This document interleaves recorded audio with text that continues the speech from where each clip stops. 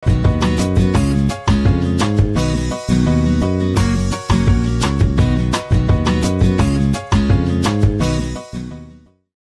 saudaraku, kembali lagi berjumpa di Life Study, sebab orang yang berhenti belajar, berhenti bertumbuh. Mari kita bersatu dalam doa. Berbicaralah kepada kami pribadi lepas pribadi ya Tuhan. Kami merendahkan diri kami, membuka hati kami, menyediakan tanah hati kami seperti tanah hati yang subur. Dalam nama Tuhan Yesus kami berdoa, amin. Saudaraku, kita akan melanjutkan pembelajaran kita. Sekarang sudah sampai Kisah Rasul 5 ayat 12 sampai dengan yang ke-25. Ayat 12 sampai dengan yang ke-25. Saya akan bacakan dulu ayat yang ke-12. Dan oleh rasul-rasul diadakan banyak tanda dan mujizat di antara orang banyak. Semua orang percaya selalu berkumpul di Serambi Salomo dalam persekutuan yang erat. Saudara, di sini kita menjumpai gambaran tentang kemajuan Injil. Minggu lalu kita sudah membahas Ananias dan Safira yang saya katakan sebagai mujizat penghakiman untuk kedua orang yang munafik ini di hadapan Tuhan. Ya. Nah, jadi kita bisa melihat meskipun ada mujizat penghakiman itu, kematian Ananias dan Safira, tetapi nyatanya kemajuan Injil semakin nyata. Orang tidak menjadi kabur. Ih, ngeri banget tuh, kayak Ananias dan Safira, gua gak mau ikut Yesus deh. Enggak, orang tidak jadi kabur akan hal itu. Justru kemajuan Injil semakin berkembang. Banyak tanda dan mujizat yang dilakukan, saudara, ya. Nah, saya percaya ini semua adalah mujizat belas kasihan. Ya. Memang hanya ada satu mujizat penghakiman, saudara, dalam gereja mula-mula. Satu mujizat penghakiman. Tetapi ada begitu banyak mujizat belas kasihan yang dikerjakan. Mujizat penghakiman itu, minggu lalu saya katakan, itu sebagai suatu peringatan keras, contoh, supaya orang jangan mencobai Tuhan. Ya. Peristiwa penghukuman Ananias dan Safira adalah case khusus di mana Tuhan ingin menunjukkan bahwa Ia bukan Tuhan yang dapat dipermainkan. Ya. Di sini juga diberitahu apa akibat mujizat-mujizat yang dilakukan para rasul ini. Toh sekalipun ada mujizat penghakiman itu, justru orang-orang percaya semakin erat. Itu yang ditulis oleh Alkitab.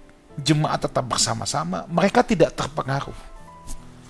Jadi mereka cukup berakar, melihat peristiwa Ananias dan Safira bukan menjadi takut dan antipati.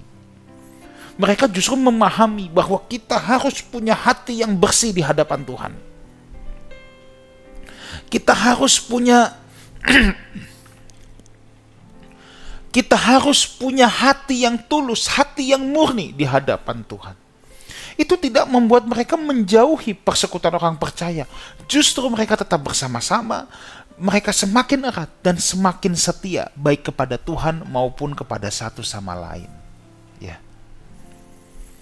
Memang ada sebuah keanehan di sini. Kenapa mereka dibiarkan berkumpul di Serambi Salomo, di Bait Allah?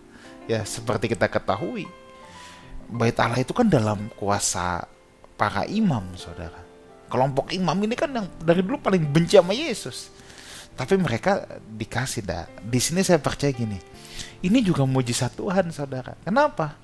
Mujizat hati para penentang untuk sementara waktu dicondongkan oleh Tuhan.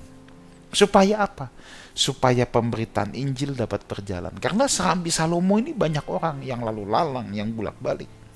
Jadi ini adalah lokasi strategis untuk memberitakan Injil. Dan disinilah Tuhan berkarya. Ya, Tuhan berkarya hebat. Ayat 13. Orang-orang lain tidak ada yang berani menggabungkan diri kepada mereka. Namun mereka sangat dihormati orang banyak. Maksudnya orang-orang lain kagak berani menggabungkan diri kepada para rasul ini. Tapi para rasul ini dihormati orang banyak. Rasul-rasul itu pada saat itu memang menjadi sangat terhormat dan disegani dari yang dianggap dihina, nggak ada apa-apanya. Tapi dengan begitu banyak mujizat yang Tuhan buat melalui tangan mereka, mereka menjadi orang-orang yang dihormati dan disegani. Kenapa? Mereka lah apostolos. Rasul itu berasal dari kata apostolos, yang berarti utusan Allah. Dalam hal ini utusan kerajaan Allah. Mereka sebagai utusan kerajaan, mereka disertai dengan tanda-tanda dan mujizat. Bahkan ayat 12 yang kita baca di atas tadi ya. Dan oleh rasul-rasul diadakan banyak tanda mujizat. Kalau saya boleh terjemahkan terjemahan letterlex dan terjemahan bebas, kira-kira bunyinya gini. Melalui tangan para rasul banyak tanda dan mujizat terjadi. Tapi jelas saudara, biarpun melalui tangan para rasul, tetapi jelas ini adalah karya Roh Kudus, ini pekerjaan Roh Kudus. Para rasul itu hanya alat, hanya utusan. Itu sebabnya kita bisa melihat para rasul tidak menjadi sombong, tidak menjadi merasa dirinya hebat dengan mujizat dan tanda-tanda tersebut. Mereka betul-betul menyadari mereka hanya hamba, mereka hanya alat-alatnya Tuhan. Mereka sangat hati-hati dalam hidup. Mereka tidak berani sembarangan, mereka tidak berani cari keuntungan sendiri. Mereka tidak berani mencari kemuliaan untuk diri sendiri. Kalau mereka melakukan itu, mereka koruptor di hadapan Tuhan. Tapi mereka sangat berhati-hati, saudara. Mereka disegani oleh banyak orang. Mereka dihormati oleh banyak orang. Sekalipun kelompok imam-imam kepala itu benci sama mereka. Dan selalu jelek-jelekin mereka. Ya. Tetapi sekalipun mereka direndahkan, dijelek-jelekin sama kelompok imam, tapi Tuhan meninggikan mereka. Kenapa? Sebab para rasul ini adalah orang-orang yang merendahkan diri. Orang-orang yang merendahkan diri selalu akan ditinggikan oleh Tuhan. Saudara, kita harus senantiasa merendahkan diri. Kita tidak perlu menempatkan diri kita di atas. Soal respect, soal dihormati, biarlah Tuhan yang membuat kita naik. Bukan diri kita sendiri yang berusaha menempatkan diri kita di atas. Yuk kita tempatkan diri kita di bawah. Kita tempatkan diri kita di bawah, saudara ya. Biar Tuhan yang di atas. Ayat 14. Dan makin lama bertambahlah jumlah orang yang percaya kepada Tuhan, baik laki-laki maupun perempuan. Penghukuman terhadap Ananias dan Safira tidak membuat orang jadi bergabung dengan mereka. Justru jumlah mereka makin lama makin banyak. Kenapa? Sebab orang banyak tidak dapat memungkiri bahwa Allah betul hadir di tengah-tengah mereka. Dan bukti itu juga sekaligus bisa membuat orang-orang yakin. Ananias dan Safira meninggal bukan karena dibunuh oleh para rasul, tetapi itu semua ketetapan Tuhan, penghukuman dari Tuhan. Tuhan sendiri yang melakukannya. Nah, ayat ini kita harus berhati-hati. Ketika kita membaca jumlah mereka makin lama makin banyak. Ini selalu ada isu klasik, saudara. Quality versus quantity. Kualitas atau kuantitas. Ayat ini sering dijadikan dasar bahwa jumlah adalah bukti pertumbuhan. Ya, dalam konteks gereja hari ini, kalau pengunjung gereja banyak, maka orang akan berpikir itu sudah pasti gereja ini bertumbuh. Gereja ini berkenan di hadapan Tuhan. Kita harus hati-hati menggunakan ayat ini, saudara. Ya, karena faktanya hari ini, saudara, dengan teknik-teknik marketing mendatangkan banyak orang itu bisa, saudara. Ya. Tetapi apakah itu dengan cara Tuhan? Apakah orang-orang yang datang itu betul-betul dijadikan murid? Menjadi sebuah persekutuan yang indah? Atau hanya visitor? Hanya penonton? Sekali lagi, dengan teknik-teknik dunia ini, datengin orang tuh bisa, saudara. Dan jangan pernah, kita harus berhati-hati, jangan mengukur pertumbuhan dari jumlah. ya. Kalau soal ngumpulin orang, saudara, ya, itu Lady Gaga, Coldplay, konser itu bisa ngumpulin orang lebih banyak dari gereja, saudara. Ya, itu dari Indonesia sampai datang ke Singapura itu buat nonton Coldplay. Nggak salah kalau saudara mau nonton Coldplay, silakan. Tapi saya cuma mau menunjukkan jumlah itu jangan dijadikan patokan. Ya. Jadi yang benar gimana kalau baca ayat ini? Kita harus melihat kuantitas itu sebagai bonus, bukan sebagai tujuan. Tujuan amanat agung itu tetap. Jadikanlah sekalian bangsa muridku. Menjadikan murid itu adalah tujuan. Soal kuantitas Tuhan tambahkan, ya puji Tuhan. Kalau Tuhan percayakan segitu aja ya nggak apa-apa juga. Walaupun secara umum kualitas pasti menarik kuantitas. Atau pada umumnya kualitas biasanya menarik kuantitas. Tapi ingat, kuantitas tidak boleh menjadi target. Tidak boleh menjadi tujuan. Tidak boleh menjadi ukuran. Tetap fokus kita adalah menjadi pencetak murid. Bukan pengumpul massa. Saya ulang lagi. Tugas gereja adalah menjadi pencetak murid, bukan pengumpul massa. Ya, mengumpulkan massa itu tidak sulit. Ya, saudara bagi-bagi sembako juga massa banyak yang mau datang. Tapi pencetak murid itu tidak mudah, itu butuh dedikasi, saudara. Ya, itu butuh dedikasi. Ayat 15 dan 16. Bahkan mereka membawa orang-orang sakit keluar ke jalan raya, membaringkannya di atas balai-balai dan tilam, supaya apabila Petrus lewat, setidak-tidaknya bayangannya mengenai salah seorang dari mereka. Dan juga banyak dari kota-kota di sekitar Yerusalem datang berduyun-duyun serta membawa orang-orang yang sakit dan orang-orang yang diganggu roh jahat, dan mereka semua disembuhkan. Kalau kita lihat, saudara, pelayanan yang dilakukan para rasul ini persis nggak sama yang Yesus lakukan dulu? Orang berduyun-duyun datang, sampai dari luar kota juga dulu ingin menemui Yesus, mengharapkan kesembuhan, mengharapkan mujizat. Persis. Makanya Tuhan tidak pernah ingkar. Tuhan berkata, kamu akan melakukan pekerjaan-pekerjaan, bahkan yang lebih besar daripada yang aku lakukan. Ya, itu Tuhan genapi, saudaraku. Ya, memang orang berduyun-duyun datang untuk mencari mujizat. Dan ingat, mujizat itu pada saat itu dipakai Tuhan sebagai tanda, penunjuk arah. Bukti awal bahwa mereka berasal dari Tuhan dan Injil tersebar luas. Ingat, ini masih permulaan, saudara. Bahkan bayang-bayang Petrus pun bisa dipakai Tuhan untuk menyembuhkan orang. Kenapa Roh Kudus begitu spektakuler pada masa itu? Apa sekarang Roh Kudusnya beda? Bukan, saudara. Bukan Roh Kudusnya beda.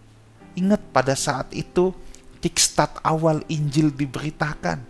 Injil harus tersebar sampai ke ujung bumi. Harus terpikat, orang harus terpikat. Kalau sekarang ini fase pendewasaan.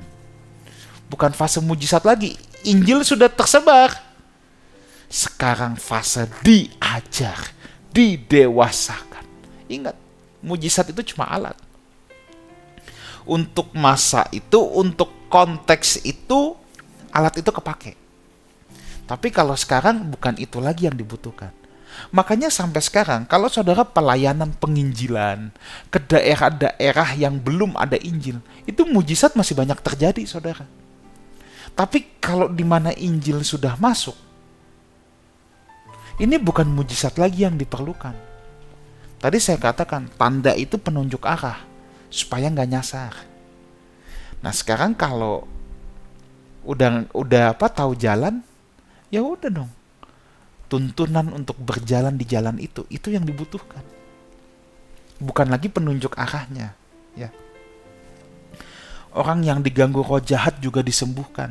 Berarti apa? Bukan hanya fisik mereka yang disembuhkan, tetapi pikiran mereka itu juga disembuhkan, saudaraku. Ya, supaya mereka dapat menerima firman Tuhan. Ayat 17-18.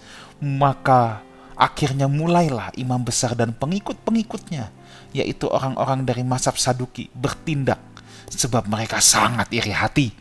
Mereka menangkap rasul-rasul itu, memasukkan mereka ke dalam penjara kota. Saudara, tidak ada pekerjaan baik yang memiliki harapan untuk berhasil terus-menerus tanpa mendapatkan perlawanan. Saya ulang lagi, tidak ada pekerjaan Tuhan, pekerjaan baik yang bisa berhasil terus-menerus tanpa mendapatkan perlawanan dari kegelapan. Orang-orang yang bertekad membuat kejahatan dan hidup dalam kegelapan selalu akan mengganggu dan tidak akan pernah berdamai dengan anak-anak terang.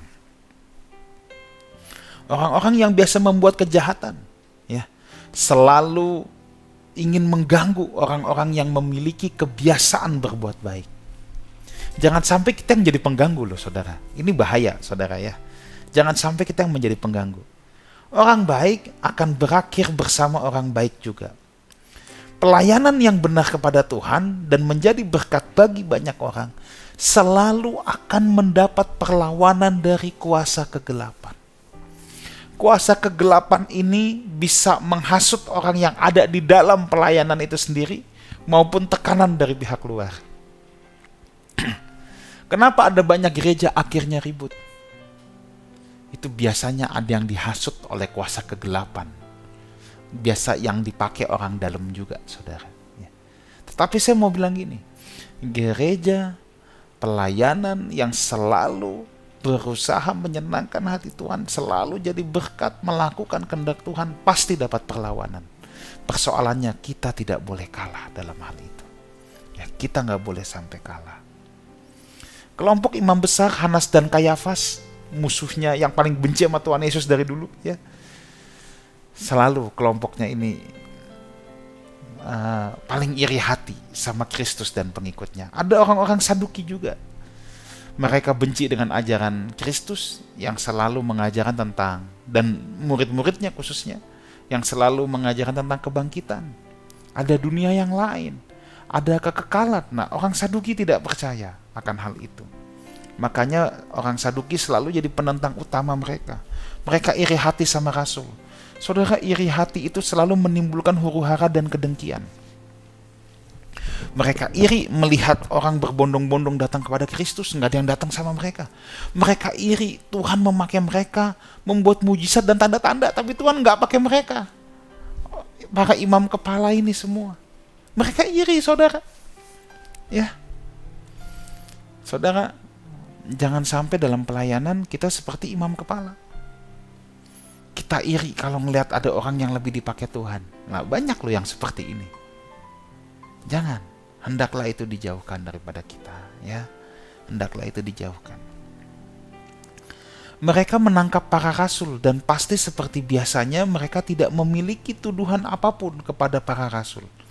Para rasul hanya coba dikekang agar tidak memberitakan Injil, dimasukin penjara, diintimidasi, ditakut-takuti supaya mereka diam. Dimasukkan ke penjara kota, penjara umum, ya. Artinya apa? Ingin dipermalukan, saudara, supaya dianggap rendah, dianggap kriminal oleh masyarakat umum. Itulah upaya-upaya yang mereka lakukan untuk melawan Injil.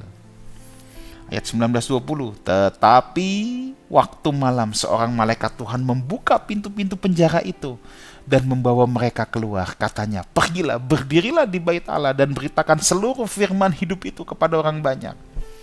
Saudara, tidak ada perbuatan jahat dan rancangan keji manusia yang dapat melawan ketetapan Tuhan. Orang bisa mereka-rekakan yang jahat, tapi Tuhan dapat bertindak dalam kedaulatannya untuk mengalahkan rencana busuk manusia. Sekali lagi, saudara, jangan ragu kita untuk berjalan dalam kehendak Tuhan. Perlawanan pasti ada, tapi Tuhan pasti bela orang-orang yang berjalan dalam kehendaknya. Sekali lagi, apa yang Tuhan lakukan di zaman tertentu, pada situasi tertentu, itu bukan bentuk baku yang dapat diformatkan dan dimetodekan. Tuhan selalu punya cara dan maksud dari semua yang dikerjakannya. Dalam kasus si A, Tuhan bisa kerjakan mujizat. Dalam kasus si B, Tuhan tidak kerjakan mujizat yang sama persis dengan si A. Tetapi yang jelas saudaraku, kemenangan Tuhan sediakan kepada orang yang percaya kepadanya. Contohnya siapa? Contohnya Yusuf. Ya, Yusuf juga di penjara, tapi nggak dilepasin kayak rasul-rasul. Ya, tapi kemenangan tetap ada dalam diri orang percaya. Percayalah pada tuntunan dan pemeliharaan Tuhan. Saudara, apa sih maksud Tuhan membebaskan mereka? Mereka punya tugas spesifik. Ingat, di balik semua tanda-tanda ajaib, mujizat yang Tuhan kerjakan, Tuhan pasti punya tugas, punya maksud spesifik. Untuk mereka ini tugas spesifiknya yaitu memberitakan firman. Di mana? Di bait Allah, jelas. Makanya ya ini bait Allah tempatnya para imam dan para tua-tua. Sekarang dapat tugas, pergi ke bait Allah, beritakan firman di sana. Wah, ini kan sebuah tamparan bagi pihak penentang-penentang. Tempatnya pun Tuhan tunjukkan. Jadi ini bukan untuk gagah-gagahan mereka main sulap David Copperfield gitu ya, keluar dari penjara. Bukan itu. Ada agenda spesifik dari Roh Kudus. Dan nanti kita lihat, tidak setiap kali di penjara terus dibebaskan. Ya, Paulus sampai mati juga di penjara kok. Maka tadi saya katakan, tidak bisa diformatkan, dibakukan, dan dimetodekan. Ya. Faktanya juga banyak murid-murid yang pada akhirnya mati martir. Semuanya mati martir, kecuali Yohanes mati tua. Kok Tuhan gak bebasin? Nah, itu ya. Jadi memang punya agenda Tuhan. Kalau saat itu dibebaskan, karena mereka punya tugas spesifik. Ya. Ayat 21, mereka mentaati pesan itu, dan menjelang pagi masuklah mereka ke dalam bait Allah, lalu mulai mengajar di situ. Sementara itu imam besar dan pengikut-pengikutnya menyuruh mahkamah agama berkumpul, yaitu seluruh majelis tua-tua bangsa Israel. Mereka menyuruh mengambil rasul-rasul itu dari penjara. Ketaatan selalu jadi kunci bagi semua orang yang mau melayani Tuhan. Tuhan gak cari orang yang skillful, dia cari orang yang taat. Murid-murid ini taat, saudara. Mereka sebenarnya bukan orang yang berpendidikan tinggi dibandingkan imam-imam kepala. Tapi Tuhan mencari orang-orang yang taat. Mereka mentaati pesan itu, masuk ke bait Allah, mulai mengajar di situ. Mujizat yang Tuhan lakukan kepada mereka mengeluarkan dari penjara justru membuat mereka semakin berani memberitakan Injil. Tadi saya katakan ada tujuan Tuhan.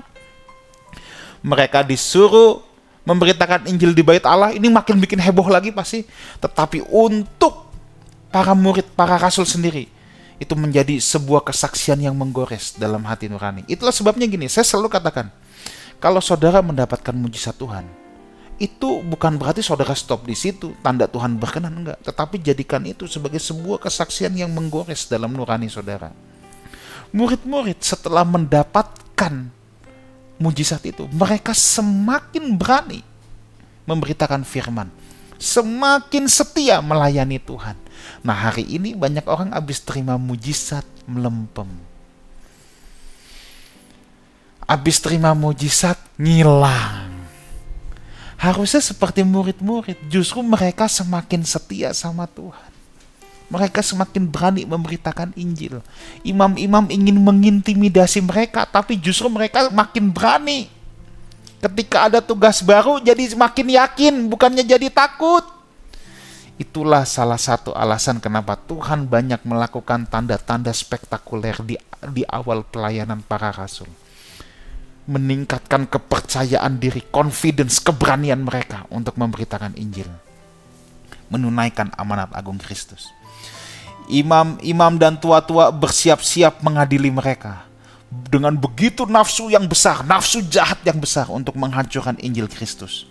Mereka tidak tahu Allah sendiri yang membebaskan mereka. Ayat 22-25.